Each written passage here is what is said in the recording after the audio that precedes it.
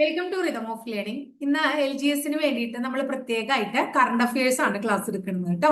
അപ്പോൾ ഓൾറെഡി നമ്മൾ hot ടോപ്പിക്സിന്റെ class upload ചെയ്തിട്ടുണ്ട്. അത് എന്താ പറയാ, പൊതുജനാരോഗ്യം എന്ന് പറയുന്ന ഭാഗവുമായിട്ട് റിലേറ്റഡ് ആയിട്ട് രോഗങ്ങൾ, രോഗകാരികൾ, അങ്ങനെയുള്ള ഒരു അത്യാവശ്യം ഒരു നീളമുള്ള വീഡിയോ ആണ്. അതൊന്ന് കണ്ടു നോക്കുക നിങ്ങൾ.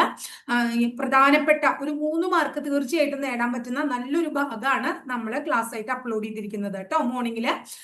ഇന്ന് കറണ്ട് അഫയേഴ്സിന്റെ ക്ലാസ് ആണ്. അപ്പൊ പല കുട്ടികളും ടീച്ചറെ GK മാത്രമേ ഉള്ളൂ, കറണ്ട് അഫയേഴ്സ് ഇല്ലേ എന്നുള്ളത് കമന്റ് ബോക്സിൽ ചോദിച്ചിട്ടുണ്ടായിരുന്നു. അപ്പൊ അതിന് ഒരു ഉത്തരമാണ് ഇന്നത്തെ ക്ലാസ്. കറണ്ട് അഫയേഴ്സ് ഉണ്ട്. ഇനി 102 കറണ്ട് അഫയേഴ്സിന്റെ വീഡിയോസ് LGSന് വേണ്ടി മാത്രമായിട്ട് നമ്മൾ അപ്ലോഡ് ചെയ്തിട്ടുണ്ട്. അതിലും ഒരു വീഡിയോയിൽ 100 ക്വസ്റ്റ്യൻസ് അടങ്ങുന്നതാണ്, ബാക്കിയുള്ളതിൽ ഒരു 25-20 ക്വസ്റ്റ്യൻസ് അടങ്ങുന്നതാണ്. അപ്പൊ എത്രമാത്രം കറണ്ട് അഫയേഴ്സിന്റെ ക്വസ്റ്റ്യൻസ് നമ്മൾ ഓൾറെഡി അപ്ലോഡ് ചെയ്തിട്ടുണ്ടെന്ന് നിങ്ങൾക്ക് മനസ്സിലാക്കാം. അതിൽ പ്രീവിയസ് ഇയറിൽ ചോദിച്ചിട്ടുള്ള ചോദ്യങ്ങൾ അടക്കം, പ്രീവിയസ് ഇയർ ക്വസ്റ്റ്യൻ പേപ്പർ അടക്കം അതിൽ നമ്മൾ ആഡ് ചെയ്തിട്ടുണ്ട്. അപ്പോൾ ഇതൊന്നും കാണാത്ത കുട്ടികൾക്ക് ടെലഗ്രാം ചാനലിലെ ടീച്ചർ അതിന്റെ ലിങ്ക് അപ്ലോഡ് ചെയ്തിട്ടുണ്ട്. പ്ലസ് നമ്മുടെ ഗൂഗിൾ എന്താ പറയാ ചാനലില് പ്ലേലിസ്റ്റിൽ നോക്കിയാലും കാണാം കേട്ടോ. അപ്പോൾ കാണാത്ത കുട്ടികൾ അതൊക്കെ കാണുക. അപ്പൊ ഇന്ന് ക്ലാസ്സിലേക്ക് നമുക്ക് കിടക്കാം. ഫസ്റ്റ് ക്വസ്റ്റ്യൻ, നമ്മുടെ പശ്ചിമേഷ്യൻ സംഘർഷങ്ങൾക്ക് പരിഹാരം കാണാൻ വേണ്ടിയിട്ട് നമ്മുടെ ഇറാൻ അല്ലെ, ഇറാനും അതുപോലെ തന്നെ അമേരിക്കയും തമ്മില് ചർച്ച നടന്നു. ആരൊക്കെ തമ്മിലാണ്? ഇറാനും അമേരിക്കയും തമ്മിൽ ഒരു ചർച്ച നടന്നു. എന്തിനു വേണ്ടിയിട്ടാണ്? പശ്ചിമേഷ്യൻ സംഘർഷങ്ങൾക്ക് പരിഹാരം കാണാൻ. അങ്ങനെ ഇറാനും അമേരിക്കയും തമ്മിൽ നടന്ന ചർച്ചയ്ക്ക് വേദിയായത് ഏത് നഗരമാണ് എന്ന് ചോദിച്ചു കഴിഞ്ഞാൽ ഇസ്ലാമാബാദ് ആണ്. ഏതാണ്? ഇസ്ലാമാബാദ്. അപ്പൊ ചോദ്യം എന്താ മക്കളെ? പശ്ചിമേഷ്യൻ സംഘർഷങ്ങൾക്ക് പരിഹാരം കാണുന്നതിന് വേണ്ടി ഇറാനും അമേരിക്കയും തമ്മിൽ നടന്ന ചർച്ചയ്ക്ക് വേദിയായ നഗരമാണ് ഇസ്ലാമാബാദ്. ക്ലിയർ ആയോ? അടുത്ത ചോദ്യം, എവറസ്റ്റിന്റെ ബേസ് ക്യാമ്പിൽ, എവറസ്റ്റ് കൊടുമുടിയുടെ എവറസ്റ്റിന്റെ ബേസ് ക്യാമ്പില് സൈക്കിളിൽ എത്തുന്ന, എന്തിലാണ്? സൈക്കിളിൽ എത്തുന്ന ആദ്യത്തെ ഇന്ത്യൻ വനിത ആരാണ്? അവരുടെ പേര് ദിവ്യ സിംഗ് എന്നാണ്. എന്താണ്? ദിവ്യ സിംഗ് എന്നാണ്. എവറസ്റ്റിന്റെ ബേസ് ക്യാമ്പിൽ സൈക്കിളിൽ എത്തുന്ന ആദ്യ ഇന്ത്യൻ വനിത ആരാണ്? ദിവ്യ സിംഗ് ആണ്. ഇനി ദേശീയപാത, നമ്മുടെ നാഷണൽ ഹൈവേയില് ഒഴിഞ്ഞ സ്ഥലങ്ങളൊക്കെ ഉണ്ടാവുമല്ലോ. ആ ഒഴിഞ്ഞ സ്ഥലങ്ങളിൽ എന്ത് വെച്ച് പിടിപ്പിക്കുകയാണ്? ഔഷധ സസ്യങ്ങൾ. ഇത്തരം പ്രോജക്റ്റുകൾ പരീക്ഷയ്ക്ക് ചോദിക്കാറുണ്ട്. ഔഷധ സസ്യങ്ങൾ വെച്ച് പിടിപ്പിക്കാൻ ദേശീയപാത authority, national highway authority of India ആരംഭിച്ച പദ്ധതിയുടെ പേര് എന്താണ്? ആരോഗ്യവനം എന്നാണ് ആ പദ്ധതിയുടെ പേര്. അപ്പൊ ദേശീയപാതയിൽ ഔഷധ സസ്യങ്ങൾ വെച്ച് പിടിപ്പിക്കുക എന്ന ഉദ്ദേശത്തോടു കൂടി national highway authority of India, അപ്പൊ ഔഷധ സസ്യങ്ങൾ എവിടെയാ വെക്കണേ? ഒഴിഞ്ഞ് കിടക്കുന്ന സ്ഥലങ്ങളിൽ അല്ലെ. ആ പരിപാടിയുടെ പേരാണ് ആരോഗ്യവനം എന്ന് പറയുന്നത്. ഇനി അടുത്തത് നാസയുടെ ആർട്ടിമിസ് 2 ദൗത്യം. എന്ത് ദൗത്യമാണ്? നാസയുടെ ദൗത്യമാണ് ആർട്ടിമിസ് 2 ദൗത്യം. ആ ആർട്ടിമിസ് 2 ദൗത്യത്തിലെ അംഗങ്ങൾ ചന്ദ്രനിലെ, അതിലത്തെ ഗ്രൂപ്പിലെ അംഗങ്ങൾ ഉണ്ടാവുമല്ലോ, അവര് ചന്ദ്രനിലെ 2 ഗർത്തങ്ങൾക്ക്, എവിടെയാണ്? ചന്ദ്രന്റെ 2 ഗർത്തങ്ങൾക്ക്, ചന്ദ്രനിലെ 2 ഗർത്തങ്ങൾക്ക് നൽകിയ പേരുകൾ എന്തൊക്കെയാണ്? ഒന്ന് കരോൾ എന്നാണ്, അടുത്തത് ഇന്റഗ്രിറ്റി എന്നാണ്. ഏതൊക്കെയാണ്? കരോളും ഇന്റഗ്രിറ്റിയുമാണ്. Carol and integrity. അപ്പൊ നാസയുടെ ആർട്ടിമിസ് 2 ദൗത്യ സംഘ അംഗങ്ങൾ ചന്ദ്രനിലെ 2 ഗർത്തങ്ങൾക്ക് നൽകിയ പേര് കരോൾ, അതുപോലെ തന്നെ ഇന്റഗ്രിറ്റി തുടങ്ങിയവയാണ്. ക്ലിയർ ആയോ മക്കളെ? ഇനി അടുത്തത് വിയറ്റ്നാമിന്റെ, എന്തിന്റെയാണ്? വിയറ്റ്നാമിന്റെ പുതിയ പ്രസിഡന്റായി തെരഞ്ഞെടുത്തത് ആരെയാണ്? ടോലോ. ഞാൻ ഏതൊക്കെ ഭാഗങ്ങളാണ് കറണ്ട് അഫയേഴ്സിൽ പരീക്ഷയ്ക്ക് പോകുന്നതിന് മുമ്പ് നിങ്ങൾ നിർബന്ധമായിട്ടും പഠിച്ചിരിക്കണ്ടേ എന്ന് പറഞ്ഞപ്പോ നമ്മള് എന്താണ് വേൾഡിനെ കുറിച്ച് പറഞ്ഞപ്പോ വേൾഡിലെ പ്രസിഡന്റുമാര്, പ്രധാനമന്ത്രിമാര് അങ്ങനെയുള്ളതൊക്കെ പഠിക്കാൻ പറഞ്ഞിട്ടുണ്ടായിരുന്നു. അപ്പൊ നമ്മൾ പറഞ്ഞിട്ടുള്ളത് എങ്ങനെയാണ്, നിലവിൽ എന്തെങ്കിലും പ്രശ്നങ്ങളുള്ള സ്ഥലങ്ങളാണെങ്കിൽ അല്ലെ, അല്ലെങ്കിൽ നമ്മുടെ രാജ്യത്ത് നിന്ന് നമ്മുടെ പ്രസിഡന്റോ പ്രധാനമന്ത്രിയോ അത്തരം രാജ്യങ്ങൾ സന്ദർശിച്ചിട്ടുണ്ടെങ്കിൽ, അവര് ഇവിടേക്ക് വന്നിട്ടുണ്ടെങ്കിൽ, അല്ലെങ്കിൽ പുതിയതാരെങ്കിലും പുതിയ ഏതെങ്കിലും രാജ്യത്ത് പ്രസിഡന്റ് ഇലക്ഷനോ അതുപോലെ തന്നെ പ്രധാനമന്ത്രി ഇലക്ഷനോ ഒക്കെ നടന്നിട്ടുണ്ടെങ്കിൽ അത് പഠിക്കാൻ ഞാൻ പറഞ്ഞിട്ടുണ്ടായിരുന്നു. അപ്പൊ വിയറ്റ്നാമിന്റെ പുതിയ പ്രസിഡന്റ് ആയിട്ട് തെരഞ്ഞെടുത്തത് ടോം ലോമാണ്. ഇനി അടുത്തത് നമുക്കറിയാം, കുമാരനാശാന്റെ ധാരാളം കൃതികളെ കുറിച്ച് നമ്മൾ കേട്ടിട്ടുണ്ട്. അതിലെ പ്രധാനപ്പെട്ട ഒരു കാവ്യമാണ് ചണ്ടാല ഭിക്ഷുകി എന്ന് നമുക്കറിയാം അല്ലെ. കുമാരനാശാന്റെ ചണ്ടാല ഭിക്ഷുകി. ഈ ചണ്ടാല ഭിക്ഷുകിയെ ആസ്പദമാക്കി കേരള കലാമണ്ഡലത്തിൽ ഒരു കഥകളി അരങ്ങേറി. അതിന്റെ പേര് എന്താണ്? മാതങ്കി ചരിതം എന്നാണ്. എന്താണ് മാതങ്കി ചരിതം? കുമാരനാശാന്റെ പ്രശസ്ത കാവ്യമായ ചണ്ടാല ഭിക്ഷുകിയെ ആസ്പദമാക്കി എന്താണ് കേരള കലാമണ്ഡലത്തിൽ അരങ്ങേറിയ പുതിയ കഥകളിയുടെ പേര് മാതങ്കി ചരിതം എന്നാണ്. മാതങ്കി ചരിതം. ഇനി ഇന്ത്യയിൽ ആദ്യമായി, അടുത്ത ചോദ്യം ഇതാണ്, ഇന്ത്യയിൽ ആദ്യമായി കൽക്കരി, എന്താണ് കൽക്കരി ഗ്യാസിഫിക്കേഷൻ പദ്ധതി. കൽക്കരി ഗ്യാസിഫിക്കേഷൻ പദ്ധതി. ഇന്ത്യയിൽ ആദ്യമായി ഒരു കൽക്കരി ഗ്യാസിഫിക്കേഷൻ പദ്ധതി ആരംഭിച്ചത് എവിടെയാണ്? ആരംഭിച്ചത് ഒഡീഷയിലാണ്. ഒഡീഷയിൽ ലഖൻപൂർ എന്ന സ്ഥലത്താണ്. ഒഡീഷയിലെ ലഖൻപൂർ എന്ന് പറയുന്ന സ്ഥലത്ത് ഇന്ത്യയിലെ ആദ്യത്തെ കൽക്കരി ഗ്യാസിഫിക്കേഷൻ പദ്ധതി ആരംഭിച്ചു.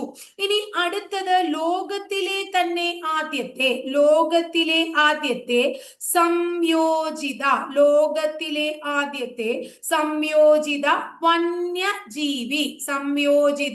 വന്യജീവി വെറ്റിനറി യൂണിവേഴ്സിറ്റി. ലോകത്തിലെ ആദ്യത്തെ സംയോജിത വന്യജീവി വെറ്റിനറി യൂണിവേഴ്സിറ്റി എവിടെയാണ് ഒരുങ്ങുന്നത്? എവിടെയാണ് ആരംഭിക്കുന്നത്? ഗുജറാത്തിലെ ജാംനഗർ എന്ന് പറയുന്ന സ്ഥലത്താണ്.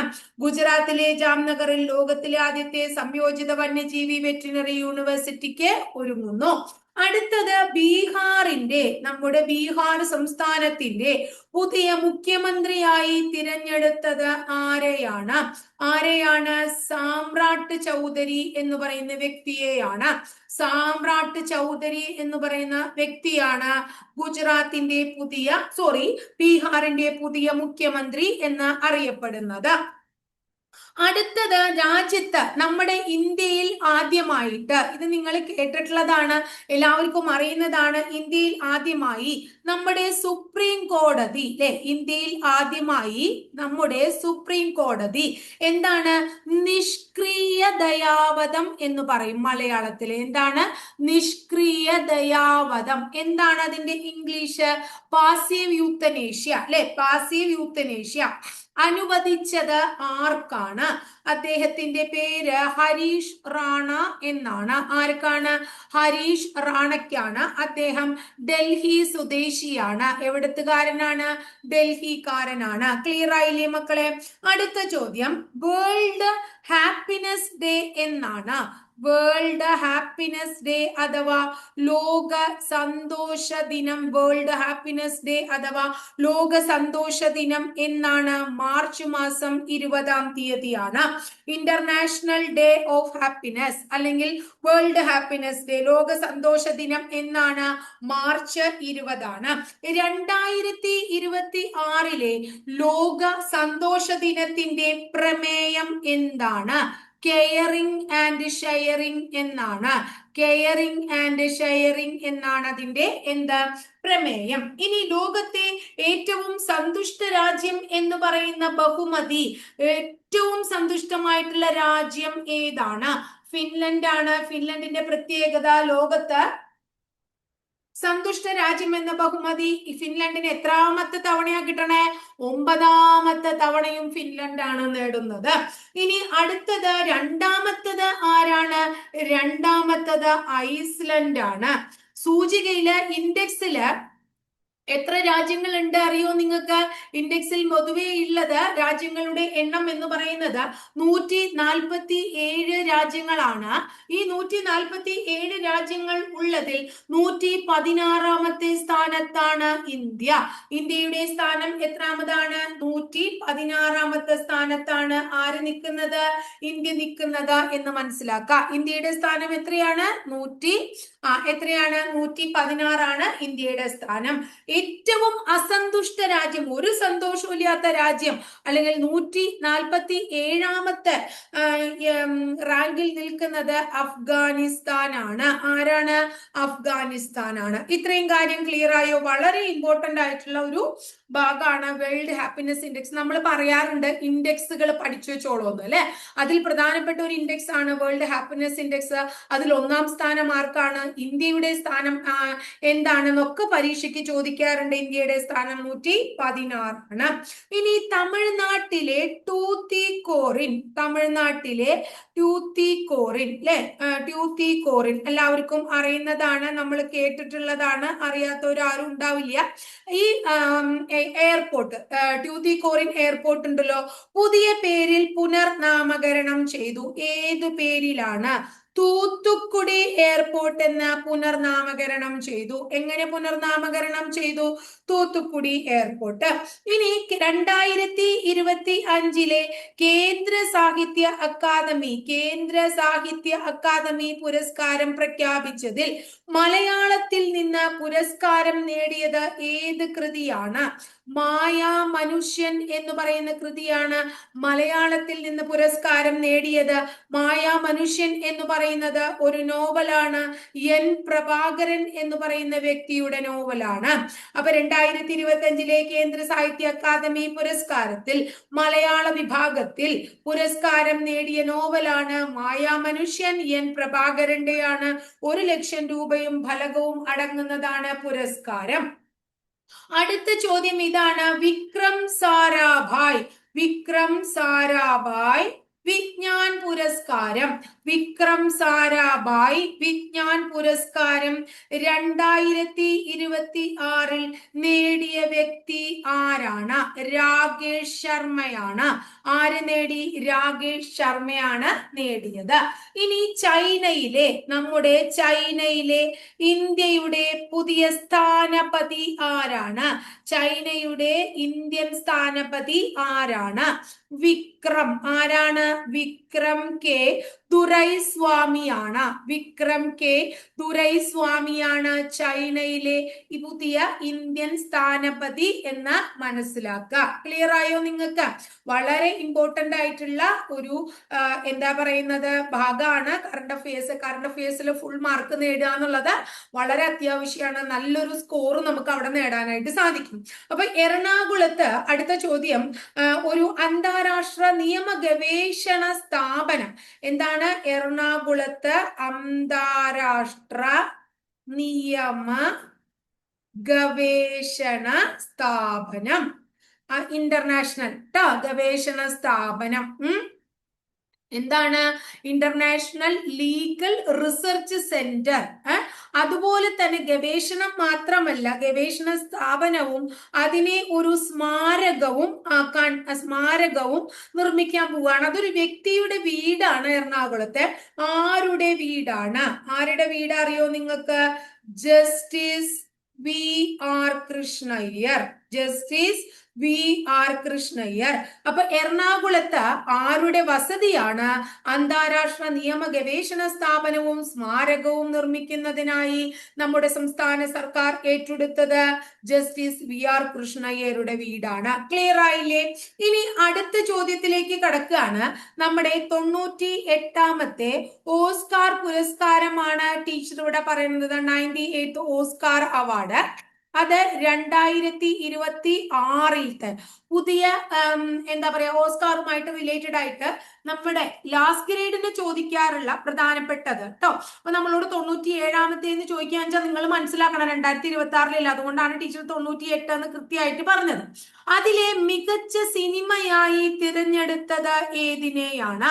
വൺ ബാറ്റിൽ എന്താണ് വൺ ബാറ്റിൽ ട്ടോ one battle after another one battle after another മികച്ച സിനിമ വൺ ബാറ്റിൽ ആഫ്റ്റർ അനദർ അതിന്റെ സംവിധായകൻ ആരാണ് Paul Thomas Anderson Paul Thomas Anderson Paul Thomas Anderson Anderson ആണ് ഇദ്ദേഹം തന്നെയാണ് മികച്ച സംവിധായകനും അപ്പൊ മികച്ച സംവിധാനം ആരുടെയാണെന്ന് ചോദിച്ച് ഇദ്ദേഹത്തിന്റെയാണ് അത് വൺ ബാറ്റിൽ ആഫ്റ്റർ അനദർ എന്ന് പറയുന്ന സിനിമ സംവിധാനം ചെയ്ത വ്യക്തി തന്നെയാണ് അതിലെ മികച്ച നമ്മുടെ 2026 ഓസ്കാറിന്റെ മികച്ച നടൻ ആരാണ് Michael B Jordan Michael B Jordan ട്ടോ അദ്ദേഹം അഭിനയിച്ച സിനിമ ഏതാണ് സിനിമയുടെ പേര് സിന്നേഴ്സ് എന്നാണ് സിനിമയുടെ പേര് സിന്നേഴ്സ് അതുപോലെ മികച്ച നടി ഒന്ന് ഓർത്തു വെച്ചേ നിങ്ങള് ജെസ്സി ബക്ലി ജെസ്സി ബക്ലി അഭിനയിച്ച സിനിമ ഏതാണ്